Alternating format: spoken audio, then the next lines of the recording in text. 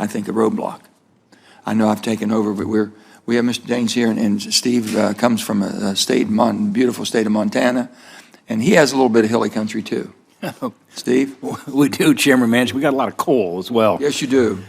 Thank you, Chairman Manchin. Thanks for that thoughtful discussion just now. Deputy Director Owens, the Office of Surface Mining is required by a court order to complete environmental reviews for 3 major Montana coal mines. For all 3 mines, OSM sets deadlines for the completion of the environmental reviews, and in each case, OSM has now pushed those completion dates further and further and further down the road. If you all were punters, your legs would be tired right now. And for all 3 mines, if OSM does not complete their environmental reviews in a timely fashion, the mines are going to run out of permitted coal. Let me say that again. If OSM does not complete the environmental reviews in a timely fashion, these mines are going to run out of permitted coal. Behind me is a frightening chart. It shows the dates that each of these coal mines, when they run out of permitted coal, and the current date that OSM has told us they will finish their environmental reviews. For every one of these mines, OSM now says they will finish after the mine runs out of coal. OSM must take this seriously and focus on finishing each review in a timely manner. Deputy Director Owens, I want to start with the Bull Mountains coal mine near Roundup, Montana. In December of 2022, Judge Malloy required OSM to complete a new EIS, even though OSM had already completed 3 environmental assessments. Now, originally, OSM said they would complete the EIS in July of 24. Now, you're saying June of 25.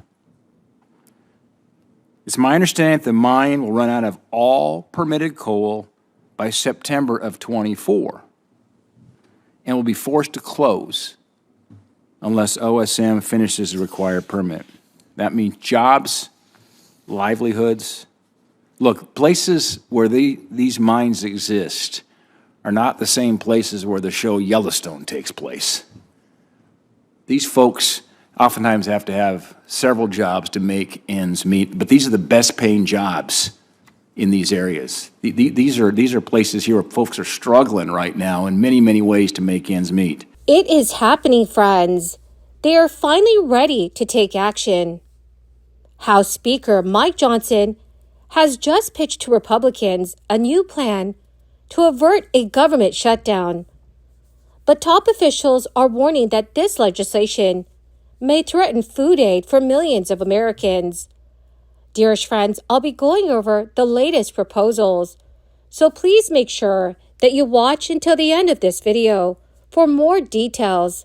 Also, every Friday, I will be announcing several winners for the Walmart gift card giveaway. If you would like to enter these weekly giveaway, friends, all you have to do is click and like several of my videos and then comment below the keyword of each video that you watch. The more videos that you watch and then comment on, friends, the greater your chances of winning these giveaways. So with funding running out on November 17th, federal agencies are being told to prepare for a government shutdown. With just 6 days until a shutdown, newly elected House Speaker Mike Johnson is pitching Republicans on his new plan to avert a shutdown. House Speaker Johnson told the Republican lawmakers on a conference call that he's moving forward with a 2-step government funding plan. This is what Johnson described as a laddered CR, or continuing resolution.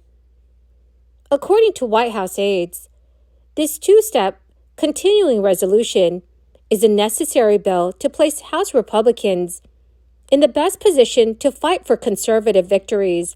The bill would stop the holiday season omnibus tradition of massive spending bills introduced right before the Christmas recess. Congress often passes a short-term funding bill or a stopgap measure to keep the government open at current spending levels. This is the option that Congress used just a few weeks ago to avoid a shutdown. But Speaker Johnson says that is not on the table.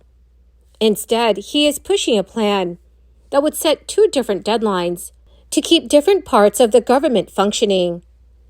The legislative text obtained by ABC News confirms two separate extensions for different chunks of the federal government, just 2 weeks apart, January 19th and February 2nd. There are a handful of Republicans who are skeptical of Johnson's proposal to keep our government funded. At least two say they will vote against it. Representatives Chip Roy and Marjorie Taylor Greene said they're a no. A Democratic aide told reporters that Mike Johnson knew he needed Democratic votes, so he moved in their direction by not including cuts and not placing defense funding in the first deadline. Even with that, it's still unclear if Democrats in the House and Senate will back this plan. Just last week, House Minority Leader Hakeem Jeffries threw cold water on the idea of laddered CR. A vote in the House could occur as soon as Tuesday, maximizing pressure on the Senate to act ahead of the November 17th deadline. Democratic leaders like Jeffries have insisted that Republicans move forward with a so-called clean continuing resolution, funding the U.S. government at fiscal year 2022 spending levels, which is set before Democrats lost control of the House. This measure does not challenge that spending level, which has already upset Republicans like Chip Roy, who signaled his opposition. The current deadline to pass a plan is the end of day next Friday, November 17th. The House left for the week on Thursday, leaving just a few days for deals to be made when House lawmakers return on Monday. The package also includes a one-year extension of the Farm Bill. This bill often includes billions of dollars in both food aid and popular farm conservation programs. Funding for the Farm Bill program is currently set to expire at the end of this year. So Senate leaders say they will need to extend it, possibly through a separate measure that would keep the government funded in order to buy more time for negotiations. And the consequences of not extending funding through either a stopgap measure or a new bill by the end of the year would be dire, threatening food aid and farm payments for tens of millions of Americans. House Speaker Johnson had committed December floor time to the Farm Bill. In brief, the proposal he laid out aims to increase subsidies for a few select crops, cotton, peanuts, and rice, which are the only commodities that will not get automatic price increases under the prior 2018 Farm Bill. To pay for this increase, Republican supporters of those programs want to cut food aid and take money from the $20 billion previously allocated to conservation payments backed by Democrats, environmental groups, and a wide array of farm groups. Republicans argue that this move is necessary because at least two of those commodities are really upside down right now. Well, my awesome and amazing friends, that is the end of my daily stimulus update video for today.